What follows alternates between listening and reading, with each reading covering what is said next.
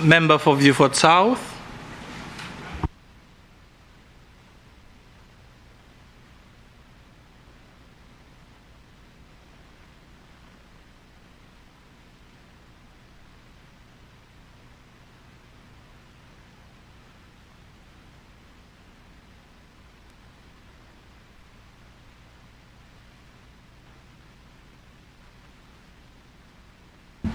Is it on?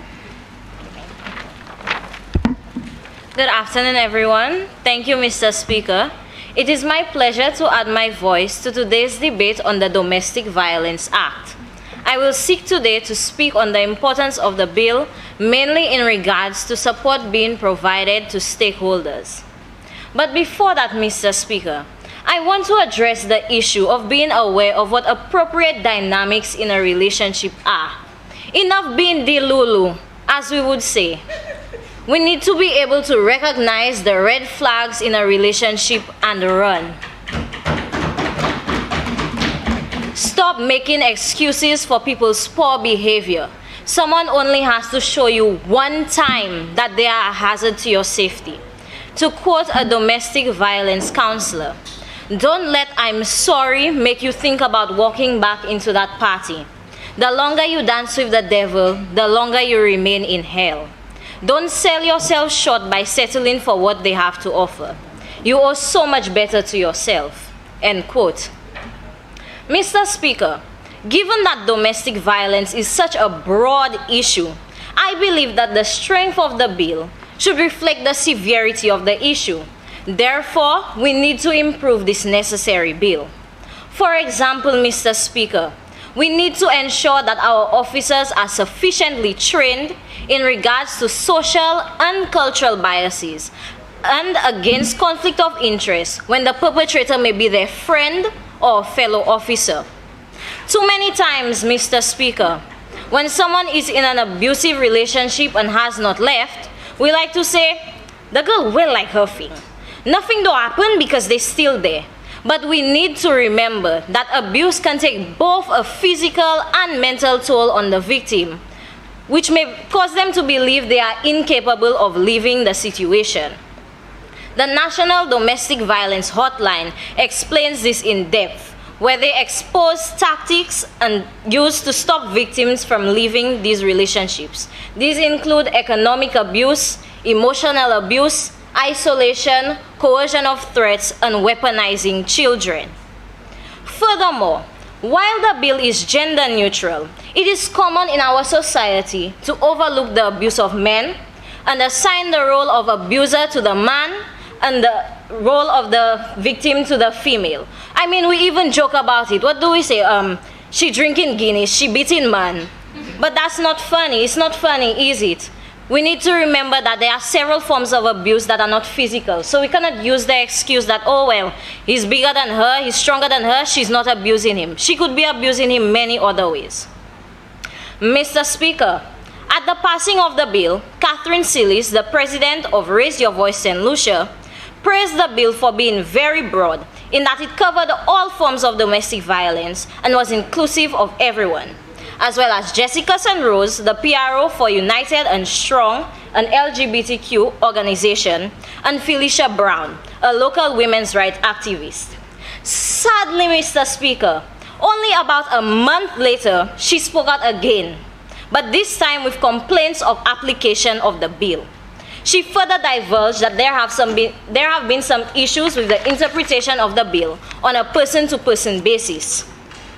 In her words, persons who have sustained grievous bodily harm have still been encouraged by the police to undergo mediation with their abuser, rather than removing them from the situation completely. She, like myself, Mr. Speaker, requested more training be provided to the officers in instances where they would have to use their own discretion. A few weeks ago, there was a training session. Honorable member, you have 2 minutes remaining.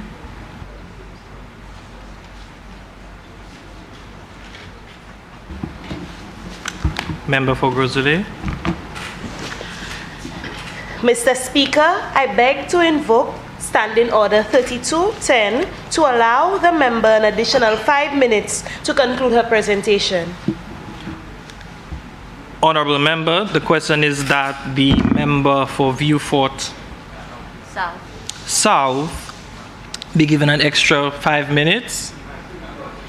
As of the opinion, say aye. Aye. All those of the contrary opinion say no. I think the ayes have it. Thank Please you, proceed. Mr. Speaker and honorable members. As I was saying, a few weeks ago, there was a training session with Raise Your Voice St. Lucia and the RSLPF, as the member from Soufriere previously mentioned. But I believe that this is only a start and there needs to be more to come. Mr. Speaker, we desperately need to improve measures to support those who will uphold this bill and make sure they're able to do their jobs effectively. I've since spoken to several social workers in the Vieux-Fort area. From that, I've understood that in the past, victims reported instances of domestic violence to family court and an application was put before the magistrate. But presently, if they come to family court first, they are then directed to the police to make a report if it had not been done and to obtain a police complaint, which forms part of the necessary documents to be submitted with the application. Upon return to family court, an affidavit is prepared, which must be signed and stamped by a justice of a peace or a lawyer at a cost, which can prove very difficult to our less fortunate victims. Previously, the member for Vieux-Fort North mentioned that there is a legal aid office which provides free legal assistance to less fortunate domestic violence survivors. However, I believe that this is in Castries above the registry. Now, I come from Vieux-Fort. I know to come here this morning, I had to wake up la badiju and bathe, get dressed, and go on the long winding road to come here. If I am in an instance of domestic violence, so many inconveniences in my life, do I really need another one to come to Castries? Okay. This back and forth can put the victim at an unnecessary risk, especially in instances where the perpetrator is nearby. Additionally, victims must make this report at the police station nearest to the incident. For victims who reside outside the city, they are faced with the possibility of returning to the nearest police station, and again, they are liable to be re-victimized, and trust in the system becomes a concern. To quote one of these social workers, in an effort for all stakeholders to perform their duties effectively, there needs to be an understanding of roles as articulated in the Act. As such, ongoing training should be a priority. Also, in speaking with a police officer, I gathered that the previous Act included the possibility of restraint orders, whereas this one does not. Contrary to what has been said throughout today, what this Act has is interim protection order. There is no restriction or restraining order in this bill. So I suggest that it is implemented again for added safety for the victims. So again, I have to ask, does the system provide its allies with the resources that they need to be able to get the intended outcomes? Not always. This bill cannot stand alone, Mr. Speaker. Parliament alone can make it happen. With the help of organizations such as Raise Your Voice St. Lucia and the Agro-Processing Unit, which seeks to provide employment to victims and survivors of domestic violence as a means of economic freedom, we will be able to assist, support, and encourage the victims to become survivors. To quote Reverend Donna Mulvey, when it comes to abuse, you believe there is no way out. There is help. There is always a way out. Not only this, but we need support from the general public, especially my beloved residents of Vieux-Fort South, to implement this bill properly. In Trinidad, the percentage of women who have experienced intimate partner violence is 44%. In Jamaica, it is 39%. Suriname, 48%. Guyana, 55%. And in Grenada, 39%. With such high numbers in our neighboring islands, it only speaks to a greater necessity for a strong bill and public support. I urge you, if you see something, you say something. See whereby, pali, pachebe. These are not the secrets that we need to keep. Let us acknowledge that a holistic approach and environment is important for creating and sustaining peace, in the same way that a number of factors collectively sustain violence. With the appropriate amendments, I am in full support of this bill. Let us all move forward with the best interests of St. Lucians in mind. I wish to leave everyone with a quote from Kingsley Opuari Manuel. Abuse is the weakest expression of strength. It is a weakness to destroy what you ought to protect, build, and make better. Thank you.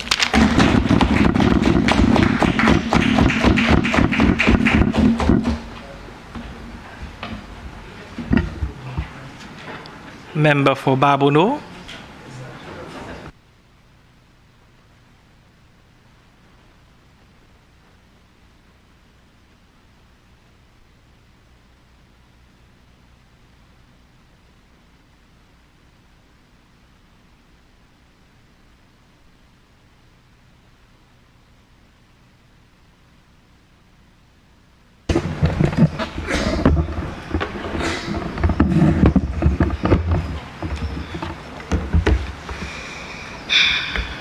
Thank you, Mr. Speaker, and through you, I wish to send my greetings to my fellow members of this Honorable House of Assembly, as well as all persons viewing in the stands and online.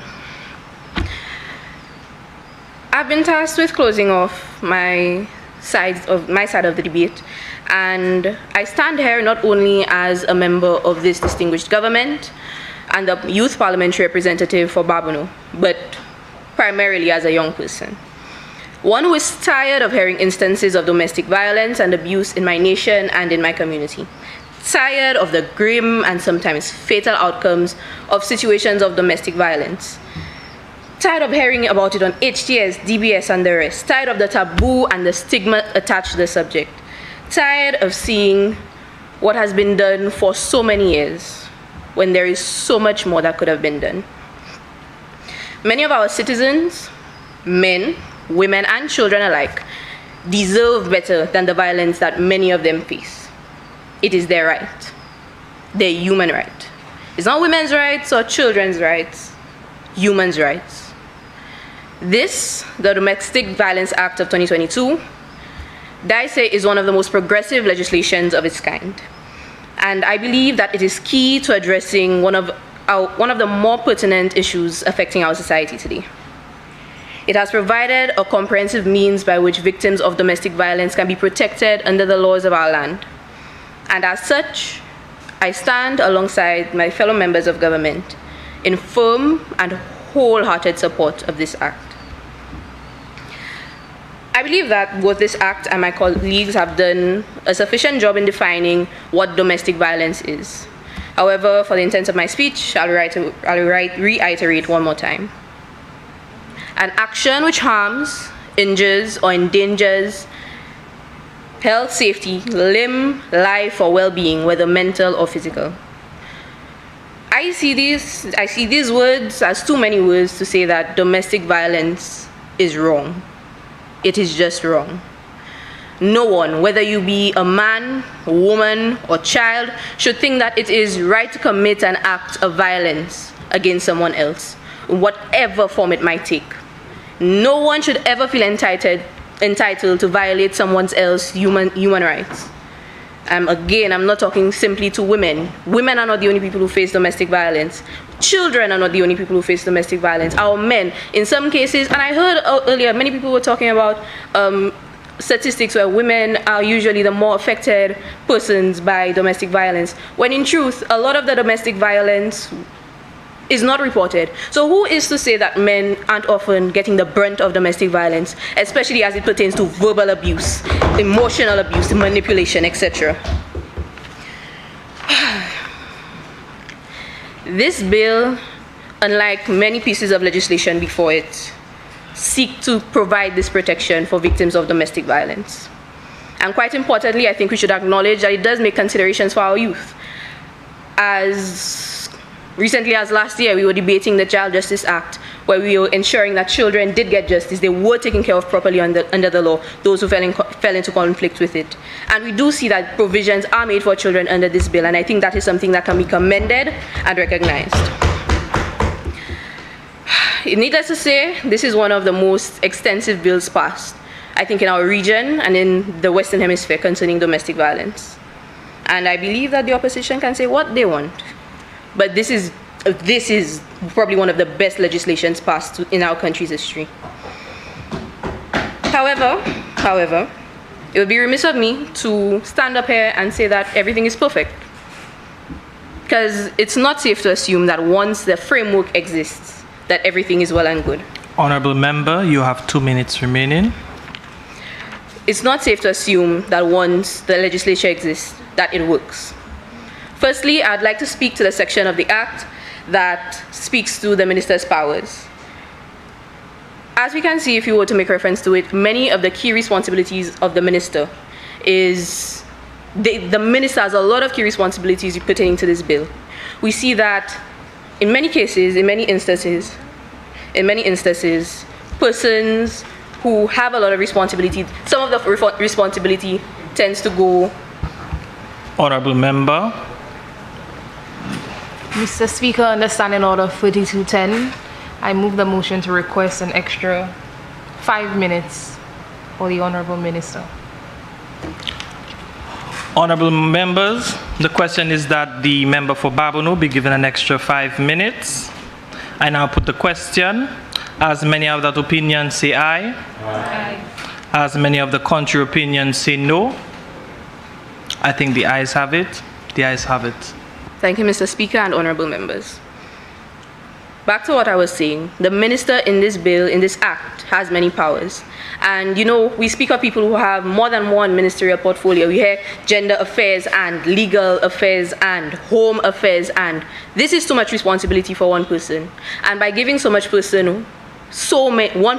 responsibilities, it leads to these tasks not being carried out effectively, efficiently, or maybe not being done at all. And so, in this vein, I would want to recommend that either these tasks be redelegated to other persons in the ministry, or that a task force or governmental agency be invested in, so that these tasks, some of these tasks can be redelegated to a group of persons specifically in charge of dealing with matters relating to domestic violence. I also want to speak on some of the infrastructural issues with this bill, being the Minister for Infrastructure. Firstly, I think that it is important to invest in structures where victims of domestic violence may find refuge. In many cases, we have persons who live in rural communities who do not have access to the necessary shelters and homes that are set up around the island, even hospitals for that matter. So by investing in such facilities, such homes, outstations, where persons may not only be able to find asylum for a period of time, but also see that they are able to maybe make a formal report of domestic violence going on, I think that would also assist in ensuring that we are tackling domestic violence in as many places in the country as possible.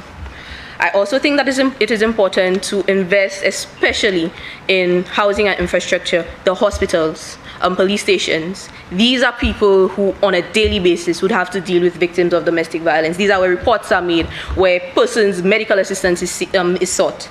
So by investing in our hospitals and by investing in our police stations, ensuring that they have the necessary facilities to work to the best of their ability, that is also important. I would also like to speak on, in relation to infrastructure, that we invest in our local social groups. One was mentioned earlier, Raise Your Voice in Lucia. By investing in a structure for this organization and providing them with a stipend of sorts, this is another way I see where they are doing as much as they can, as much work as possible to ensure that they are tackling domestic violence at its roots. That is another important aspect that needs to be dealt with or looked at when dealing with domestic violence. Moving away a bit from infrastructure, I would like to speak on education, which the opposition, might I say, had a field day with this topic. Whilst it is important for our persons to know what domestic violence is and that this bill, this act exists, I also think that it is important that citizens, the private sector, the public sector, does not neglect their duty in fighting domestic violence. It is essential that it is not only the government who seeks to provide funding and investment for such training programs, for awareness campaigns to be sponsored and to be carried out throughout the various regions of St. Lucia. I think that that is one thing that really put me off a little bit when the others were speaking, is that we, the government, have provided the legislation, yes, and we are responsible for providing training, yes, but we do not make up society. The government alone cannot deal with domestic violence. And I think in order to move away from the stigmas and the taboos attached, as a society, we need to stop looking at domestic violence as a private issue, but a public issue. Honorable member, you have 2 minutes remaining. This can be done through various outreach programs, particularly those that focus on going into more rural communities. Again, we have quite a few facilities there in Castries and in other major towns in St. Lucia. But what is being done for the persons who don't necessarily live in areas that are highly populated? As I move to conclude, I wish to leave you all with a quote, which says, "At any given moment, you have the power to say this is not how the story is going to end." To the victims of domestic violence who are still going through those situations, this is not the end. There is time. There is always a solution. Continue fighting. To persons who have survived it, I congratulate you, and I hope and pray that you continue to or seek counseling, continue to develop yourself. To the wider populace, to St. Lucia, I say, domestic violence is not an issue that one part of society can tackle on its own. We all need to put our parts to ensure that this bill is effective, this act is effective in our society. This is just a step towards justice for victims of domestic violence. However, it is up to us all to ensure that we finish this race. I thank you. Honorable Prime Minister.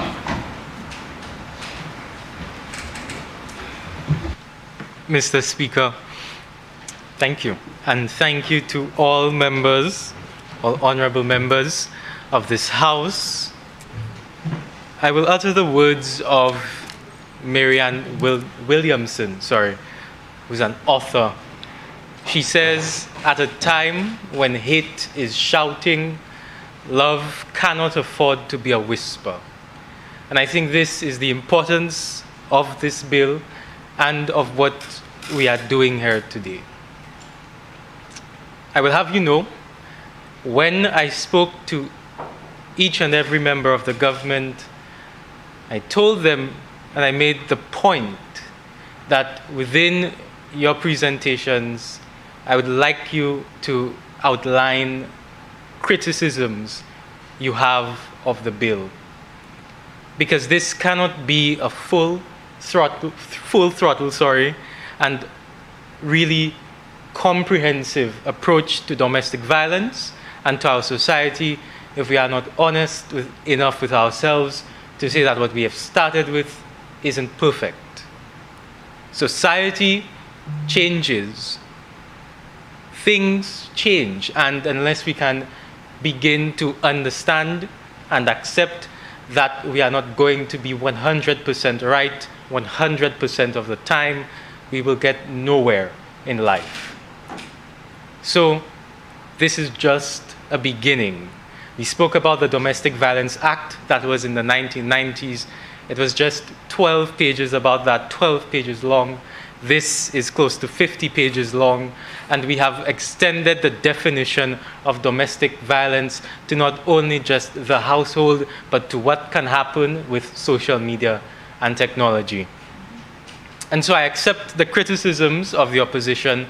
However, I will say that much of what they've stated comes down to policy, comes down to the enactment of the bill, comes down to the enforcement, of the bill and what it means and how we should go about. And yes, I firmly and wholeheartedly agree that more public education and sensitization must take place. But this bill is not a secret. It is not something done behind closed doors. It happens here, and it is public knowledge. We must take for ourselves the responsibility and understand that we are the first enactors of change in our lives. And unless we begin to start doing it for ourselves, many people won't do it for us. And so, as I said earlier this morning, we need to put the selfishness aside, we need to put the privilege aside, we need to put our good lives to one side. And even here, we heard about experiences from honorable members of domestic violence they've experienced in their personal lives. It shows that it touches everybody. And in order to solve this, everybody needs to come on board. So thank you, Mr. Speaker. Thank you, Honourable Member.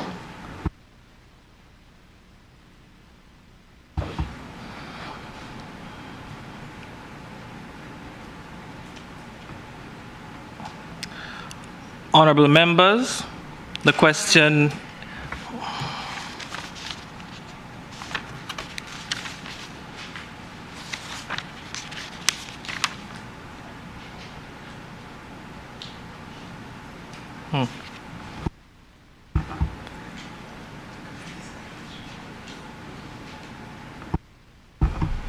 Honourable Members, give the Speaker just a second.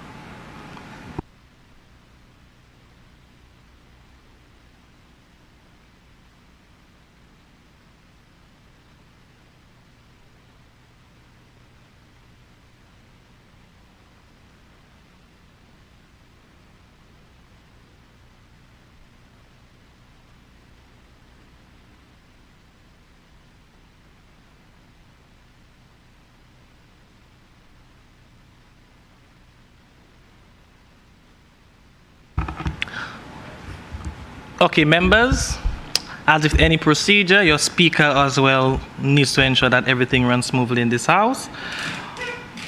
Honorable members, the question is that the report of the committee be adopted and the domestic violence bill be read a third time and passed. I now put the question. As many of that opinion say aye. As many as the contrary opinion say no. I think the ayes have it. The ayes have it.